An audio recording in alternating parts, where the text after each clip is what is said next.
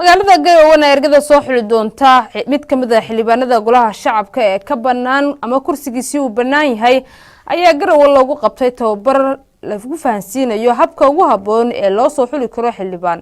waxaa tababarkaasi ka qayb galay xubno ka socday doorashooyinka dawladda federaalka Soomaaliya. wariyaheena Bahja Cabdullaahi Maxamed ayaa qodobkan eegaysa. xarunta baarlamaanka Puntland ayaa waxaa lagu qabtay tababar ujeedadiisu ahayd sidii mid kamid ah kuraasta golaha shacabka Soomaaliya oo banaan ay doorashadiisu si haboon uga dhici lahayd Garowe. waxaana tababarkan qaatay ergadii codkooda uu ku soo bixi lahaa xildhibaan kala soo dooranayo. sida ay sheegtay gudoomiyaha dib u eegista doorashooyinka Soomaaliya Marwo Xalimo Ismaaciil Xalimo Yaray, waxaa lagu wadaa in doorashadaasi ay dhacdo maalinka Axadda ah. madaxa banaan ee qaranka ay taariikh u tahay in ay si aad u sii dhow marka aad u sii leeyahay bini aadana leeyahay oo ahay markasta waa jiraan waxyaabihii halkan ku geliya laakiin haddana wanaag u yahay inaa lagu dukan karo oo sini karo markasta maalintaas weyn oo maanta aan ka joogno baarlamaanka Puntland aad ugu faraxsanahay. waxaan aad ugu mahadcelinayaa dowladda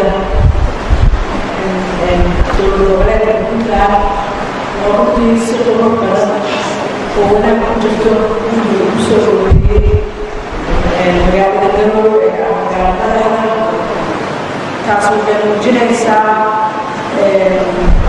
sida runtii loo fulinayo raaliga isleeyahay shuruucda dalka sida ay u dhigan yihiin in loo fuliyo oo loo wada qaato.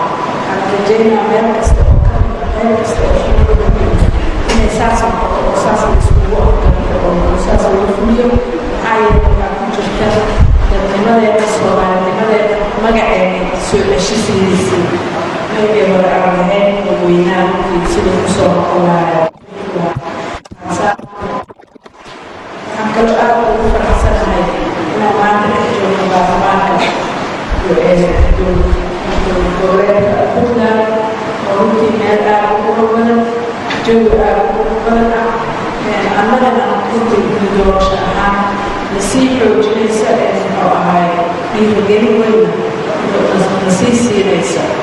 waxay kaloo aad ugu fiican tahay maadaama waxaan ay doorasho tahay oo sharci ay tahay meeshii sharciga lagu dejinayay sharcigana lagu ilaalinayay in lagu qabto doorashadaasi. ayada waxaa waaye wax weyn oo aan la heli karin oo runtii farxad ah oo uga mahadcelinay baarlamaanka hoggaankiisa baarlamaanteedii oo dhan gaar ahaan odayaashooda ee baarlamaanka oo sida ugu badan loo shaqeeya aad ugu mahadcelinaynaa.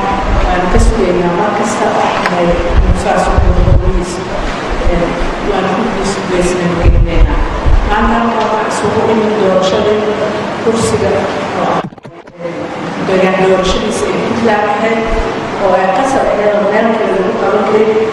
ay shuruucda aan ku shaqeyn sharciga qaranka baarlamaanka soo oo aan ku shaqeynayna asaasa qaraarkaas aan ku soo saaray guddigii dadweynaha ee federaalka ahaa waxaa isku raacay oo wadajir u oggolaaday madashii markaas jirtay oo madaxdii dowladdii hore ahayd oo ahay madaxweynihii prime ministerkii iyo isbaarlamaanka. Bahja Cabdullaahi Maxamed, SBS, magaalada Garowe.